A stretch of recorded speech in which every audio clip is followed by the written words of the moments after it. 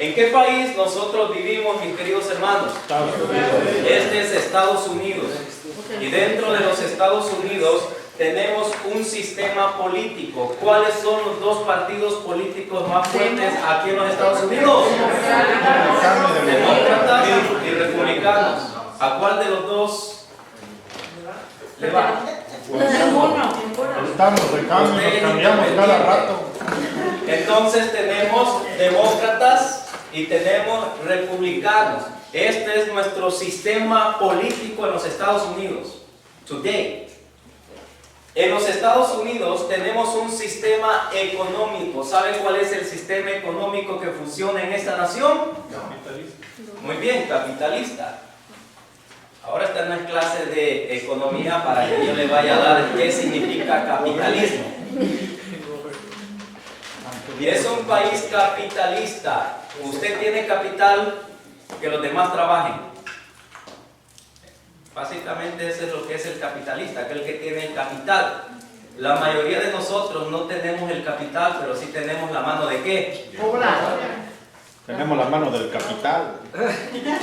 Tenemos un sistema religioso. Con esto me refiero de que la realidad de los Estados Unidos es de que este país es cristiano en su mayoría. Y cuando hablo de cristiano, estamos hablando de nuestros hermanos protestantes, estamos hablando de nosotros como los católicos. Entonces, básicamente, el sistema religioso de los Estados Unidos es cristiano hasta que tenemos el primer presidente que no es cristiano, sino que es... ¿De dónde? Musulmán. Pues creo que ya ni eso practica también, ¿no? Ya ni eso tampoco. Bueno, yo esa es la última información que tenía. No estamos hablando de religiones, pero estamos viendo cómo está estructurado los Estados Unidos. Si este mundo está dentro de 500 años, ¿usted piensa que estos sistemas van a cambiar? Sí. Lo más probable es que sí cambie. Ya ahí nos va. Lo más probable es que sí cambie.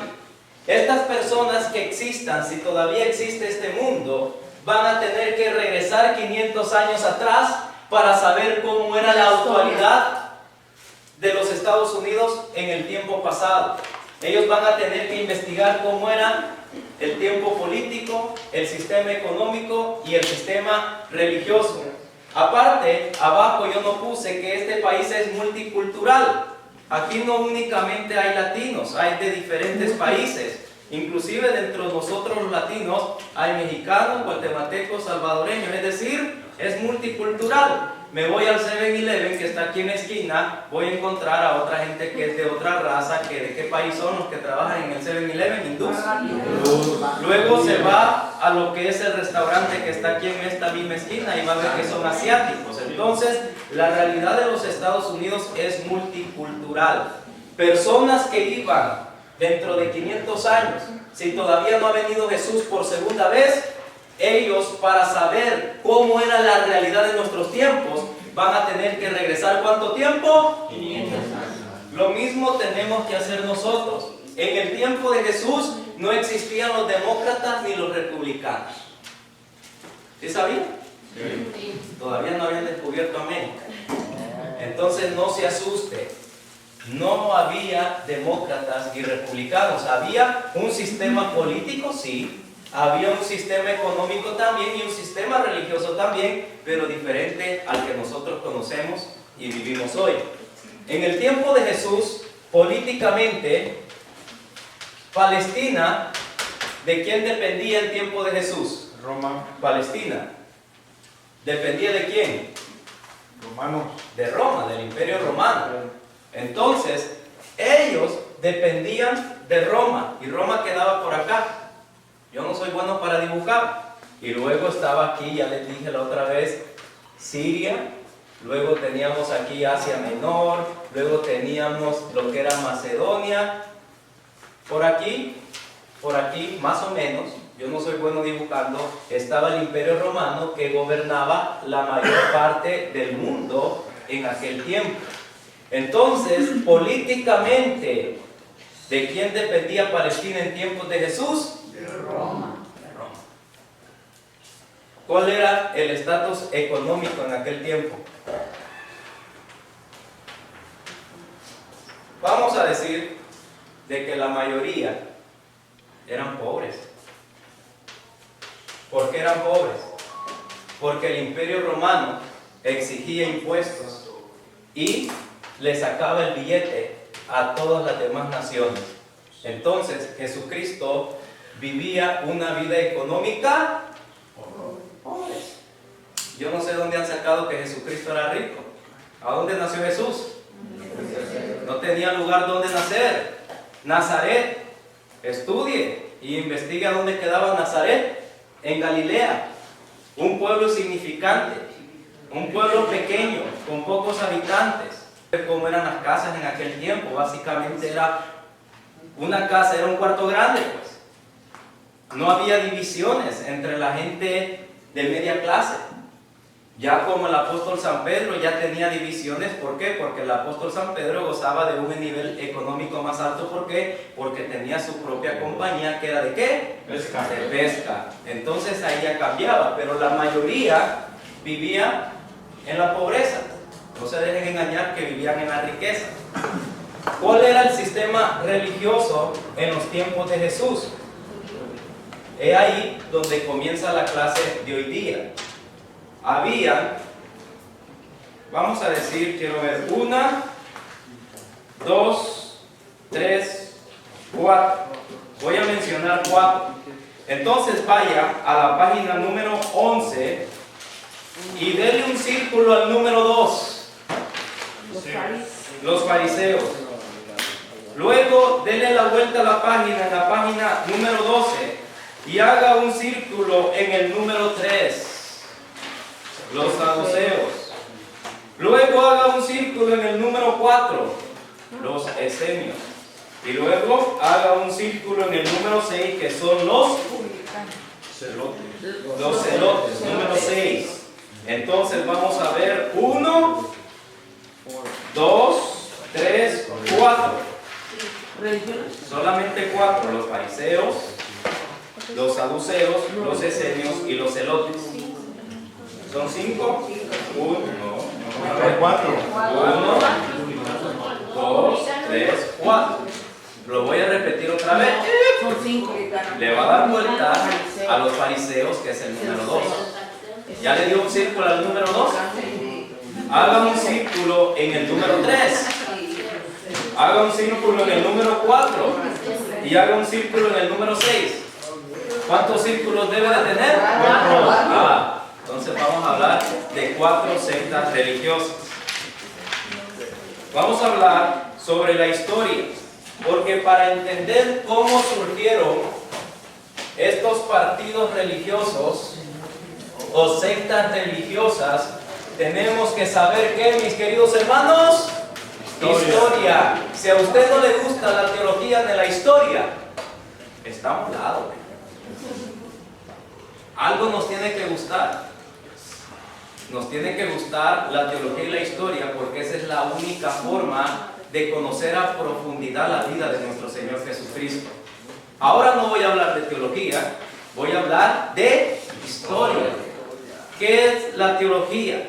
Se recuerda hace 2 semanas que utilicé San Marcos capítulo 6 y San Marcos capítulo 8 sobre la multiplicación de los panes, y luego le di estos números, significan esto, simbolizan esto. Eso es teología.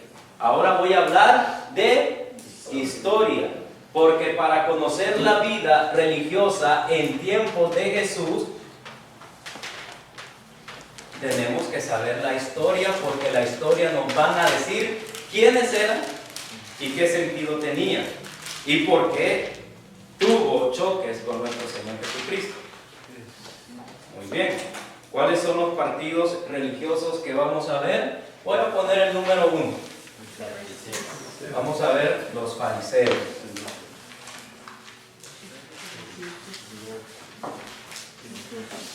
Pero antes de ver los fariseos tengo que ir a la historia. En su manual va a escribir, lo siguiente. En el tiempo de Jesús había 4 sectas religiosas. Voy a hacer más despacio. Estaban los fariseos, que aquí puse número 1. ¿Se han perdido, damas y caballeros? Ya me dio emoción. Ahora voy a poner al partido número 2 que vamos a ver en esta noche, que son los saduceos.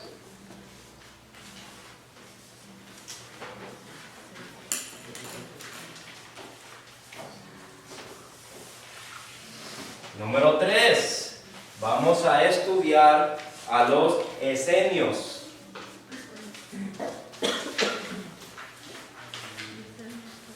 Y número 4, número 4 son los celotes.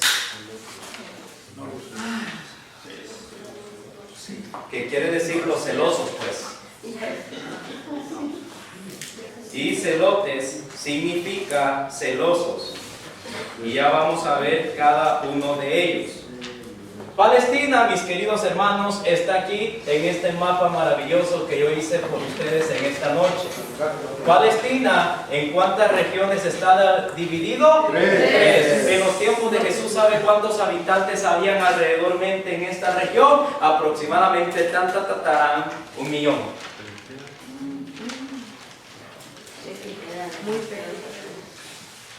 Luego en su manual, cuando comiencen a leer esta semana, Palestina, en donde vivió Jesús, en donde se crió Jesús, en donde predicó Jesús, es el tamaño del estado más o menos de Nueva Jersey. ¿A ustedes alguna vez ha ido a Nueva Jersey? Busque el mapa esta noche y váyase a Nueva York y por arribita va a estar Nueva Jersey y ya me siento bien yo porque yo pensé que El Salvador era el más pequeño de la historia.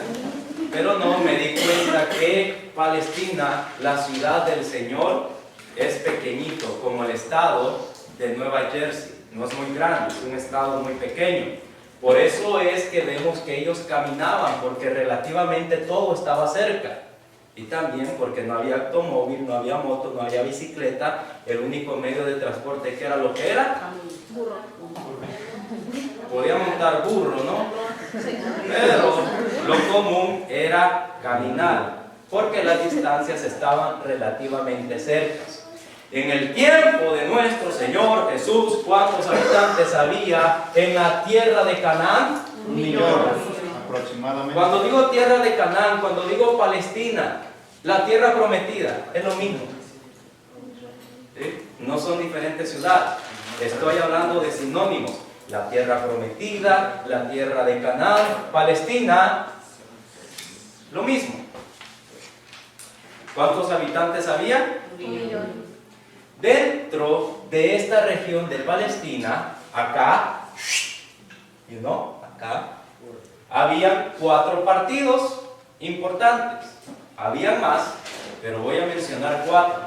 Estaban los fariseos, estaban los saduceos, los esenios y los celotes, que significa los celosos, los patriotas. ¿Cuántos mexicanos hay aquí en esta noche? Hoy aquí no hay muy patriota, muy bien. No se siente muy orgulloso de su país, ¿no? ¿Cómo no? ¿Cuántos chivistas hay aquí en esta noche? Ok. Entonces, miren, de 1 millón, de todos los habitantes que había aquí, en la tierra prometida, en Palestina, del millón, solamente el 1% de las personas pertenecía a algunas de estas sectas religiosas. ¿Qué quiere decir? El 99%, a lo mejor algunos tenían simpatía con algunos de ellos, pero no participaban activamente en alguna de ellas. Entonces, de un 100%, solamente 1% pertenecían ya sea a los fariseos, a los saduceos, a los esenios y a los celotes. Vamos a ver qué es lo que dice la historia. Y todos estos números no están en su manual, sino de una fuente adicional que yo tengo y que he estudiado. ¿Cuántos fariseos habían aproximadamente en el tiempo de Jesús? aproximadamente, ¿cuánto me dan más de 5,000? ¿Más de 5,000? No. ¿Menos de 5,000? Sí.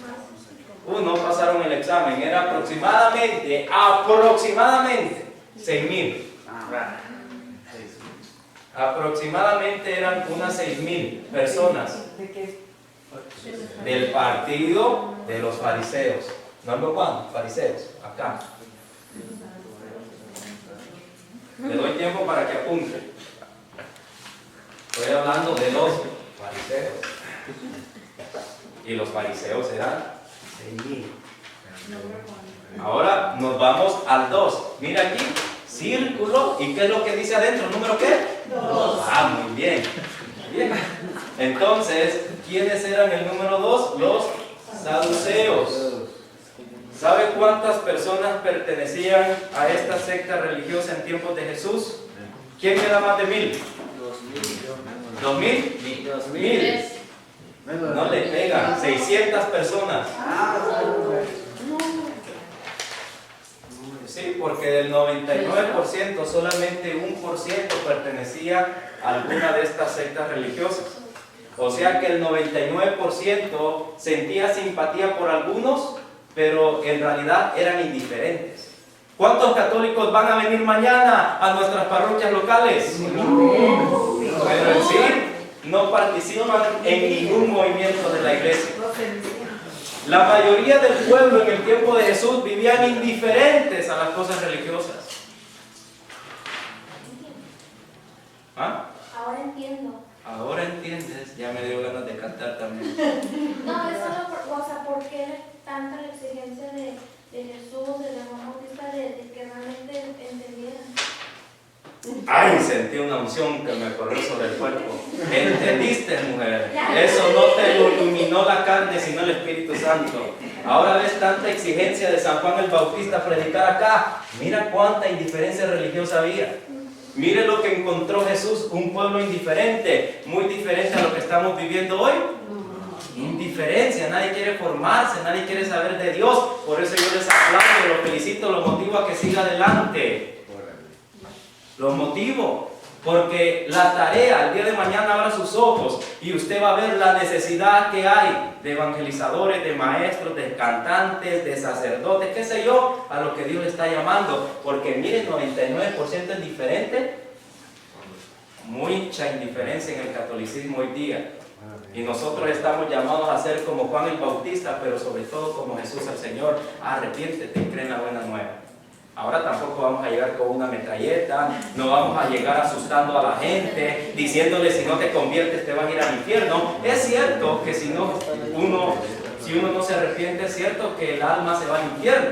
Eso lo dice el Catecismo de la Iglesia 1035.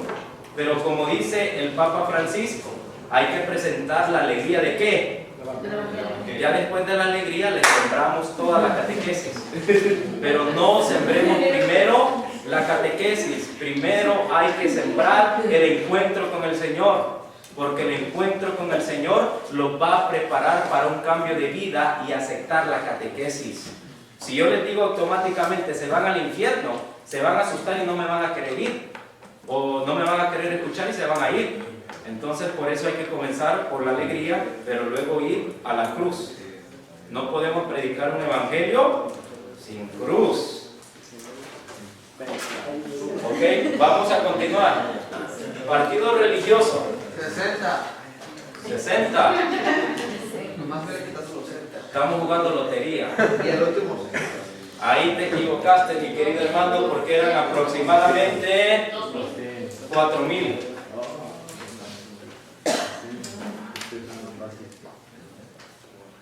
Y los celotes, ¿cuántos creen que eran más de 300? Ahora dije un aproximado, no me vayan a salir con la calculadora, tú dijiste es 1%. No, es un aproximado. Eran aproximadamente unos 400.